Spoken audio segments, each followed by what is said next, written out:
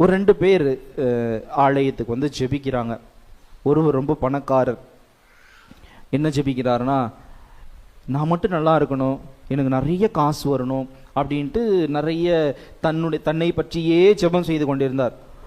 ஒரு ஒரு வயசானவர்னு வச்சுக்கலாம், இல்லை ஒரு ஏழை வெளியே நின்று, ஆண்டவரே உம்மை நான் போற்றுகிறேன், ஆண்டவரே எனக்கு இன்னைக்கு ஒரு 100 ரூபா கிடைச்சா போதும், இன்னையுடைய நாளை நான் வந்து செலவு செஞ்சிருவேன், எப்படியாவது கிடைக்கணும்னு ரொம்ப கத்தி ஜெபிச்சிட்டு இருந்தாராம். இங்கே உள்ளே இருந்தார் இல்லைங்களா ஒருத்தர், அவருக்கு ரொம்ப டிஸ்டர்ப் ஆயிடுச்சு. இந்தா 100 ரூபா எடுத்துகிட்டு போ, இனிமேல் இங்கெல்லாம் நின்று கத்திட்டு இருக்காது, நான் ஜெபம் பண்ணிட்டு இருக்கிறேன், நீ டிஸ்டர்ப் பண்ணுற.